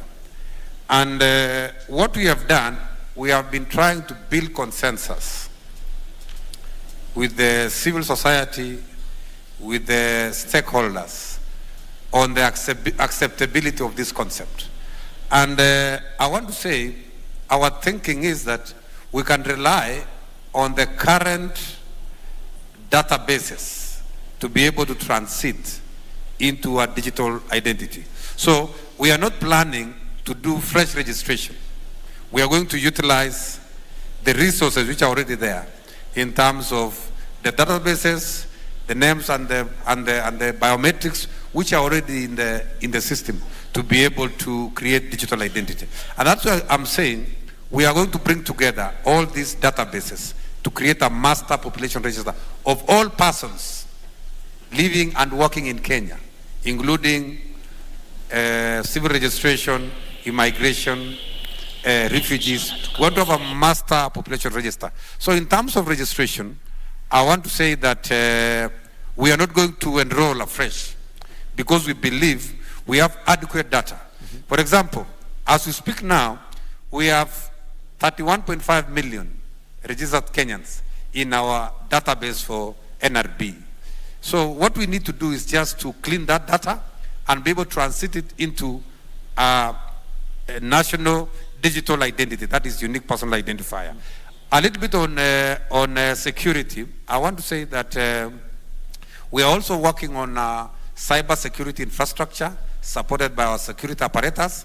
And I want to confirm to you that e-citizen platform, which is now running the e-citizen services, is a very secure platform, secured by the government security apparatus. So we have a very serious security backup from the back end to support the digital services in the government platform. So overall, I want to confirm that as a country, we are set to transit from the second generation to third generation, or rather to digital identity. And that is why this conference is coming at a very, the best time for us. It's coming at a good time for us because we are in that transition, working closely with the Ministry of ICT to help us create the necessary systems and structures in terms of technology to transit to the next level. So thank you very much. Would you like to add? Let me say something on digitalization. One, a digital identity is a function of the level of digitalization in government. You will not be thinking of going the route of digital identity unless and until you have got adequate levels of digitalization in government. So first of all, we must think of moving away from manual processes to digitalized processes. In Kenya, as government, what we have done is that we have embarked on an ambitious program of digitalizing all government records and also correspondingly digitalizing all government services. Within a span of 3 months from when we took over as government, working with the Ministry of Interior, we took over the e-citizen platform, which is now a fully fledged government facility. At that point in time, we were only at the level of 350 government services aboard that technological platform. As at this morning, we have managed to onboard a total of 6,200 government services electronically out of a possible 7,800 government services that we have mapped out and can possibly be digitalized. So what I'm saying in short, ladies and gentlemen, is that it cannot be the other way around. You are thinking of digital ID before you digitalize. Digitalize the services first, and then you ask yourself the question, with this level of digitalization, do we still need members of the public to physically visit government offices to consume the services? The answer is no. So you need a digital identity to enable now members of the public consume government services from the comfort of wherever they are. That is the nexus between the two. Digitalize, then go the route of digital identity. Digital identity. Dr. Atik, allow me just to add something to what the CS has said. Yeah. In addition, Mr. PS, in our preparation, we are now in the process of reviewing the laws. You know, all these databases were created by different laws. Like CRS has their own law, NRB have their own law, Immigration have their own law, Refugee Affairs has their own law. What we are now doing, we are trying to consolidate and create a law that will help us transit smoothly from the That is an engagement of the augmented general meeting of the ID for Africa movement under the theme Digital Identity as Public Infrastructure. There you've seen the IC, that is the Information Communication and Digital Economy, CS Eliud Owalo there, engaging some of the people who have already gotten to that meeting. The one thing that I've noticed, I've been able to pick up from the PS is talking about 7,800 possible government services that are being mapped out to be actually digitized. And so far, the government has been able to actualize, as we speak, 6,200 government services. So it's about 1,600. And all government services will be digitized. We'll be having a more comprehensive report in our subsequent bulletin. But for now, we are back in our discussion where we're talking about drugs and substance abuse in the country. And this is coming in the wake of NACADA releasing a report, a startling report in regards to how drugs are infiltrated, not only our cultures, I mean, infiltrated us, and also prescriptions drug becoming one of the key dangers that we are looking at when it comes to substance use and also addiction. Coming back to our discussion, we talked about one of the possible mitigation and way to bring forward is we were looking at workplace programs. And Professor, you had talked about and said that this would be quite a noble gesture if at all organizations and institutions can embrace this, because a lot of people are using substances and also affecting work. Community-based programs.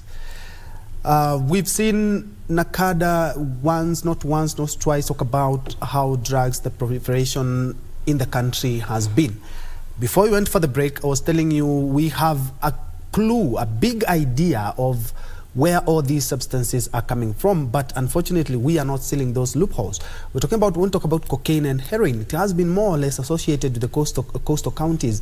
When we talk about Busa and talk about the second generation drinks, we know about Central, and even the president raised the red flag on the same, and the deputy president is working every day to ensure that we get rid of this. When we talk about bang or marijuana, we know there is quite a porous border when you talk about the northern Kenya.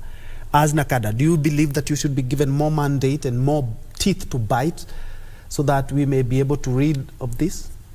Thank you. You know, as NACADA is a government institution, and as a government institution, we work as you know, we use what we call a multi-agency approach to working, where we are working with the police, we are working with the KEBS, we are working with KRA, we are working with the under counterfeit, we are working with public health officers. Because you see, for example, I'll give an example.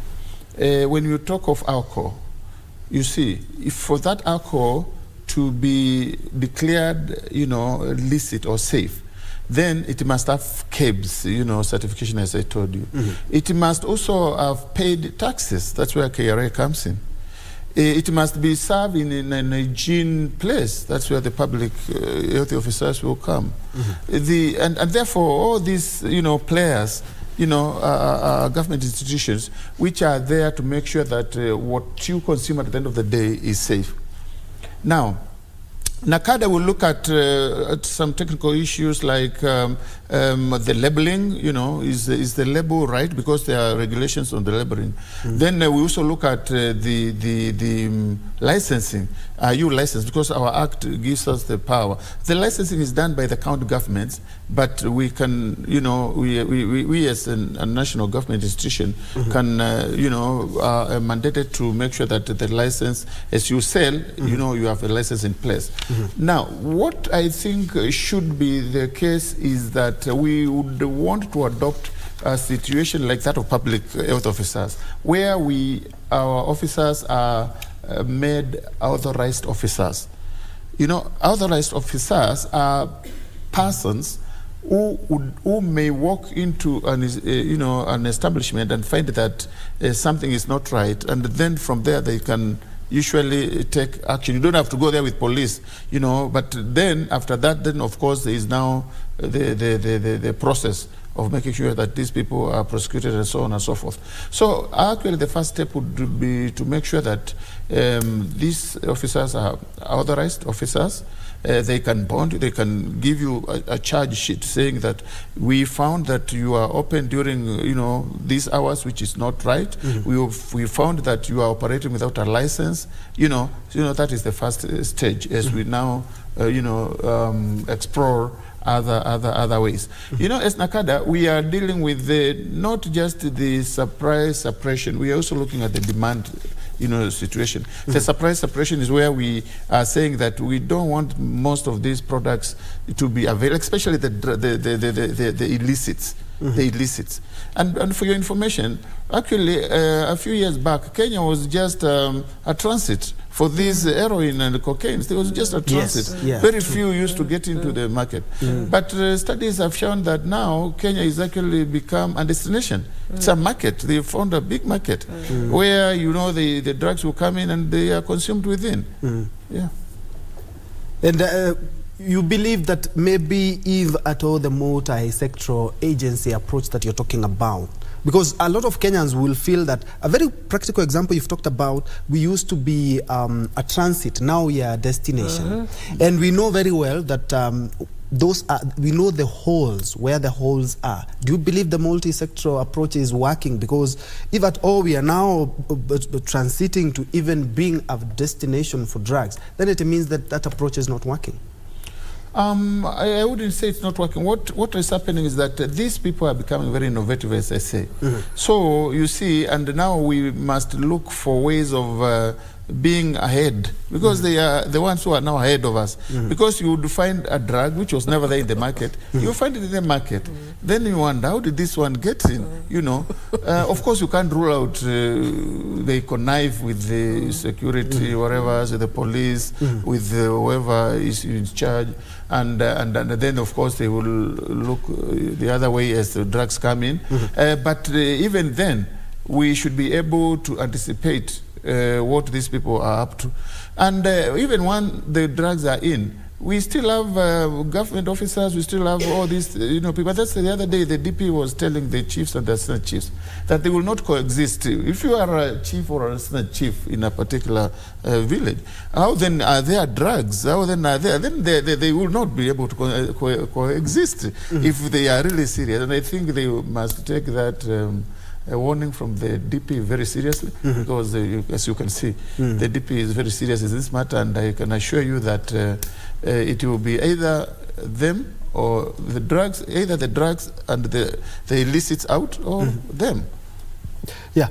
Doc, we're looking at a situation where everything is evolving, including what we are using, because during my time when I was a little boy, I never saw any shisha, but now I'm seeing them everywhere. I never saw any digital cigarettes. I don't remember how they are called, but I would call them digital cigarettes. Yes, you puff. They also have the nicotine pouches. Yes. This is a new way. Yes. Oh yeah. Okay. My director informs me it's called a vape. Yes, vape. The vape and the nicotine pouches. This is a whole new, if you ask me, digital drug center that we are using, and our young ones are still watching us use these things. Yes. And unfortunately, they are legal in the country.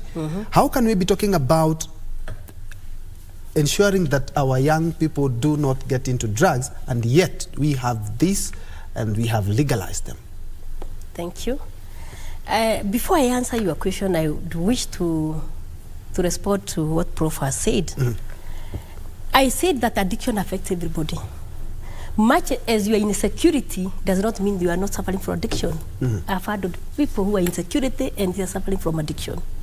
Chiefs, in my treatment experience, I've treated so many chiefs. The same chief who is supposed to oversee that the alcohol is not being sold is addicted themselves. The security we are talking about here, this is the reality on the ground. The security we are talking about here, they are also users, and they are net free. So we require to develop an approach that either those in authority are talked to, or I don't know, the government will be able to know how to address that. But the reality on the ground is that the people who are supposed to oversee non-use, non-spread, they are the ones in it. But I'm not saying all, some. Then you have talked about how do we go reducing the use in our families. The same thing. Parents, the father, the mother, they are users. We never used to have women drink. These days they are worse. When we talk of people who are suffering from addiction, women number is going up every day.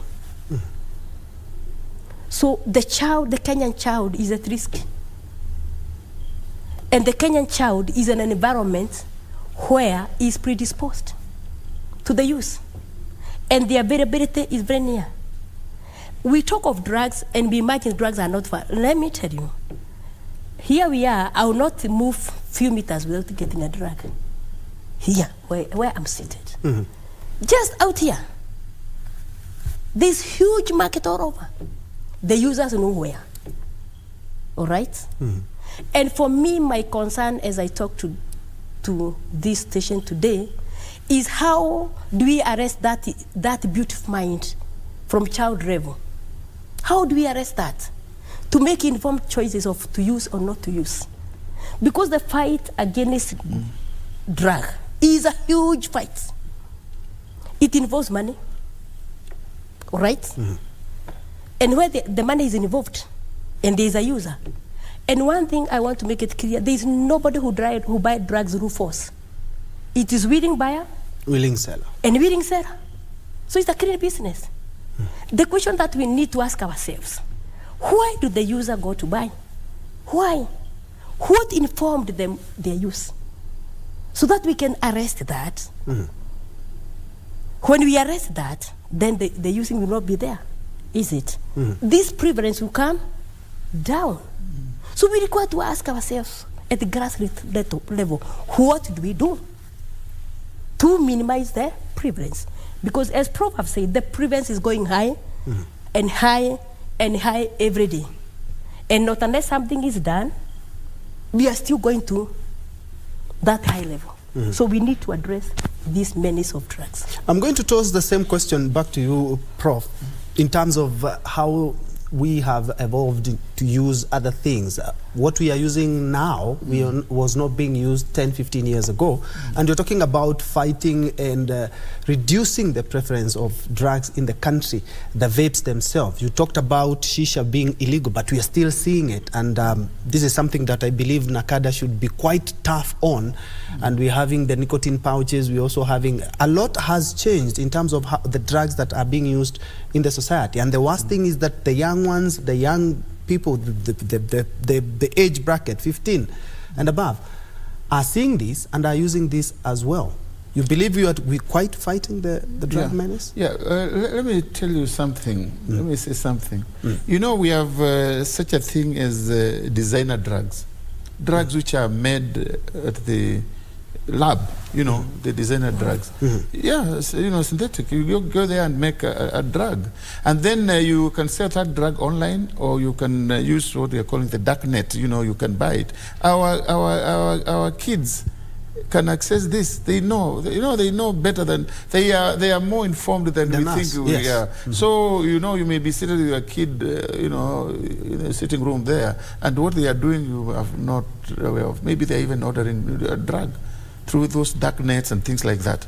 So that issue of online, you know, sale of drugs, and, you know, I think we really need to be very attentive to, so that we also monitor what our kids are doing online. You know, you are there, the kid is on the phone, you know, what do you think they are doing? You think they are chatting with their friends, but they may be doing far much more, you know, dangerous things. And, you know, there are a lot of myths, a lot of misconception, a lot of misinformation about these things in the internet. And these misconceptions and myths are the ones actually which have, for example, seen the spike in the use of cannabis in Kenya. Our study shows that the use of cannabis, especially the age of 24 years, and over, as it has gone up. These are university students actually, and this is, I would attribute this to the myths that maybe from some politicians or from whoever, or even from whatever, that if you use cannabis, something can improve something, or other people are doing it, and so these are also some of the things we must address and get the record straight. I also wish to top on that, because you had asked me that question. Where do we have new ones and they are being used? I want to put it clearly here from an expert point of view, that when you use a drug, there is what we call the tolerance.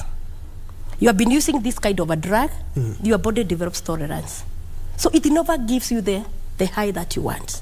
This new drug that comes in, it targets different synapses. In our brain, it targets certain part of the brain. Let me say that for the general public. I don't want to be more scientific. Then where it touches, the drugs that were being used before were not touching there. So this one comes with another high. Thrill. And every drug user wants that high, the high. So this new one comes and hits in a spot where all the others were. That's why we'll have to continue having new drugs. Because even the manufacturers, as we are here, they are seated in the lab, trying to come up with something new that will hit a different channel, that will open to the brain. Because a drug can never be a psychoactive drug if it does not pass what we call the brain membrane. It must hit the brain. Otherwise, it's not a psychoactive drug. You will not get the pressure of using it.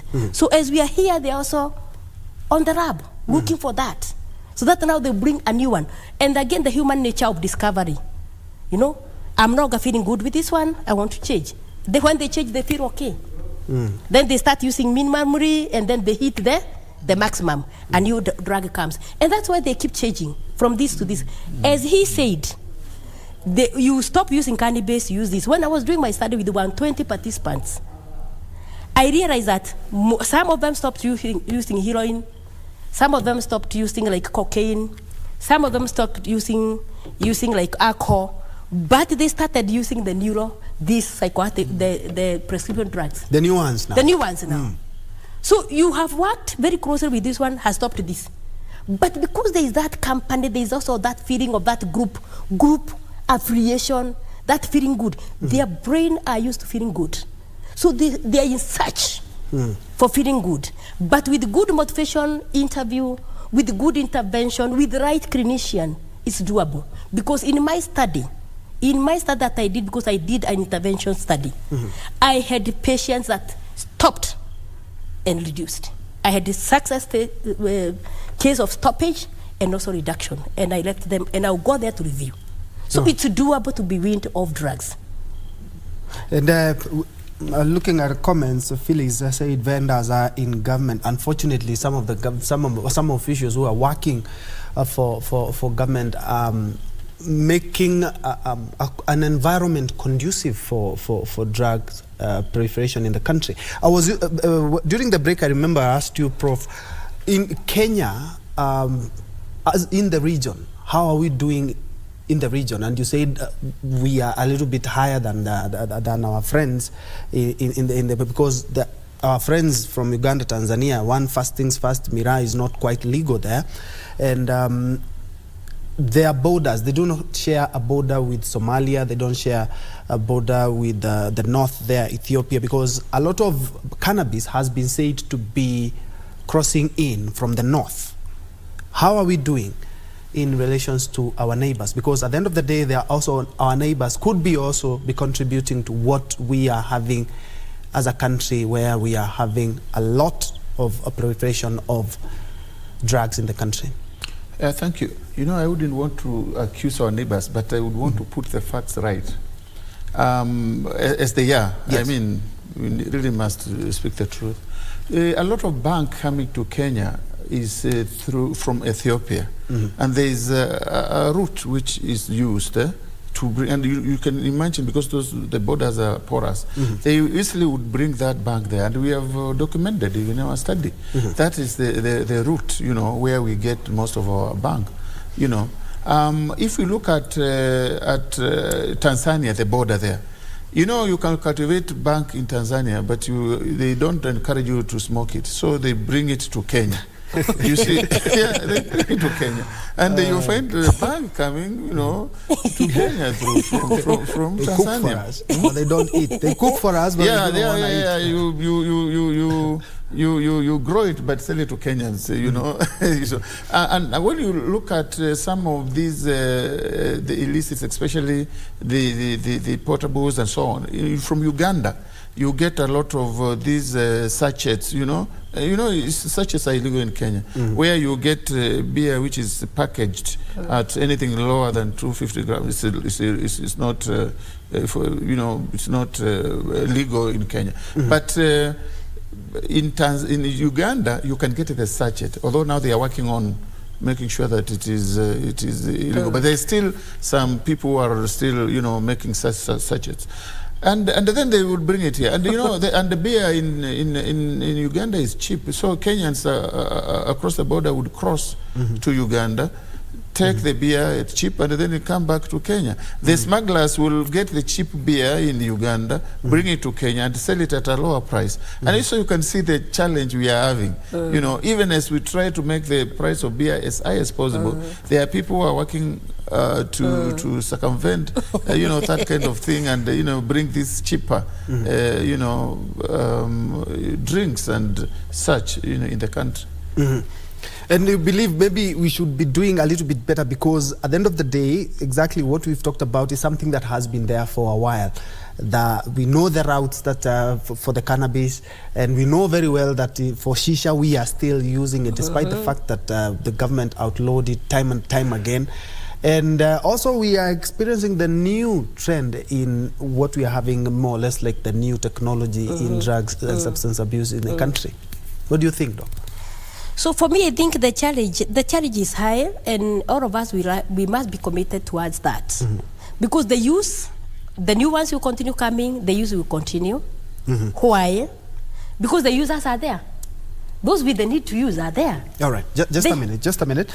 Let's first of all cross over. There's the Technical Committee on Africa Ministerial Cooperative Conference, which is being presided over by the CS for Cooperative, Honorable Chilugui. Let's first of all cross over. Listen to that. How far is Ukraine from here? And Russia? When two people fight in 8,000 kilometers from here, we suffer here in Kenya and we suffer here in Africa. How can that be? How come we cannot protect ourselves, secure ourselves, so that two people who fight 8,000 kilometers do not deny us our spaghetti, our chapati, our mandazi? We're now suffering and the whole world is affected. So how vulnerable are we? But I believe if we were able to pool whatever we have, we can strengthen ourselves so that we become resilient to any shocks, any fights, any conflict within our region or outside our region. But listen to Africa. Despite the economic slowdown, 53 of Africa's 54 countries posted a positive growth. In Kenya, we registered an economic growth rate of 4.8%, and the contribution from agriculture to the GDP stood at 21.2% in 2022 economic survey.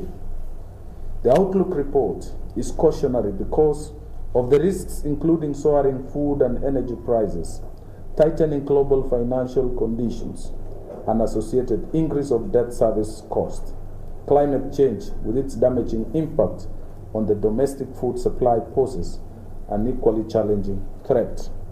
If Africa had one currency, if Africa had one monetary union, we don't have to pay our imports using international currencies.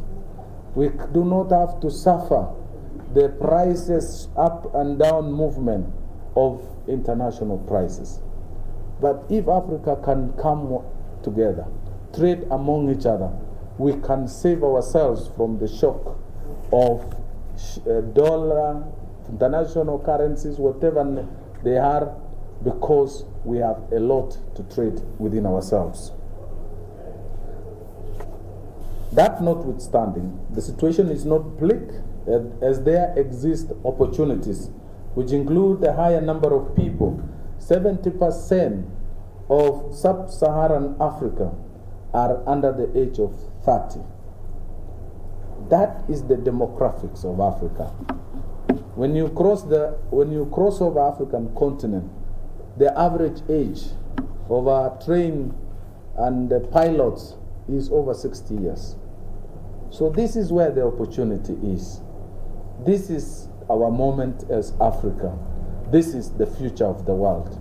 And soon, possibly, there will be the next scramble for Africa, not for our resources, not for our minerals, not for our oil, but for our human resource.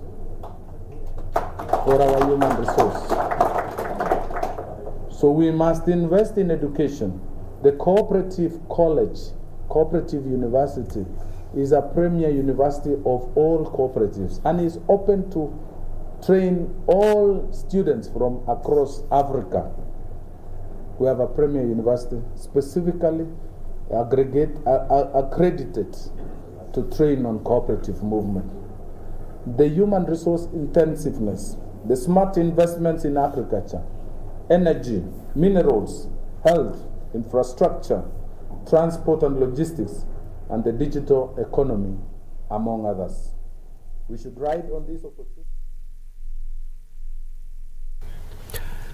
Honorable Simon Kiprono Chelugui, who is the CS for cooperatives there, live at the Cooperative College right here in the capital Nairobi. They're in that Summit Technical Committee of the African Ministerial Cooperative Conference that is currently underway. It's going to be beginning today until the 24th of this month, just taking stock on what the cooperative movement has been able to do. Kenya being one of the most vibrant countries when it comes to the cooperative movement, not only in Africa but in the world. It's about 5 minutes. I'm now going to be giving my panelists their closing remarks. We are talking about the issue of drugs and substance abuse in the country, and NACADA released a report that shows we are on the red. Doc, starting with you. What do we do? Because looking at 5 years ago, we were not in the same place that we are today, and we would wish to be back in those positions, because now a lot of things are going haywire when it comes to drug abuse in the country. When we even have to add prescription drugs, we have to have poly drugs, now we have to have the new emerging ones, like what we talked about, the vapes and the shishas. We need to go back to our roots when we discourage use of drugs by young ones. We need to go back to our roots when we look at the family interaction and family relationship and conducive environment where these children grow in. We need to look at our education systems that support our learners, that understand our learners, and provide good education environment that our learners don't start using because of the environment that they are facing in the school environment.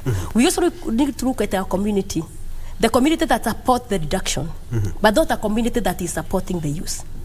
We need also to look at the treatment facilities. This is something we have not addressed.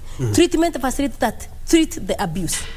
This also requires to be looked into, because this is where you take one of your loved one, and after 3 months, will hit the door, go and drink the same day. Why? So we require to look at what is happening in these treatment models. And that's why for me, with my treatment at the Kizima mental wellness, I use family approach, which for me is working. Family approach, and it's working. We require to question what we have been doing in the past, in terms of treatment, in terms of campaign, in terms of running institutions where values are installed in our learners. We require to look at all this. We also require to look at How comes we have this surge of the drugs in the country? While we are saying there is no money, there is money to purchase drugs. There is huge business. And our young ones are yearning to use. And they are getting this money. Where are they getting this money from? From us. They are robbing us every day. They are robbing the parents. They are robbing the brothers and sisters. They are robbing the community. We require to go back to the roots and ask ourselves why and how do we address. Thank you. Prof, wrap it up. And does NACADA have prosecution powers that it can take either drug barons in court? No, not yet. We don't have such. As I said, we rely on the other government agencies to do that. And I think that is something to think about. But as we think about that, we also want to look at the regions. We cannot work in isolation, as you said. We need to look at the regions, as Ethiopia, Tanzania, so that we can have uniform laws and regulations. That is going to help a lot, because I talked about the sachets. You know, a 50 milliliter sachet is easy to conceal. The kid will easily conceal it, and it's cheap. So, you know, but if we talk of a minimum of 250 milliliter, you know, that means that it is expensive. First of all, you can't conceal it, and you know, and therefore, these are some of the things we should look at.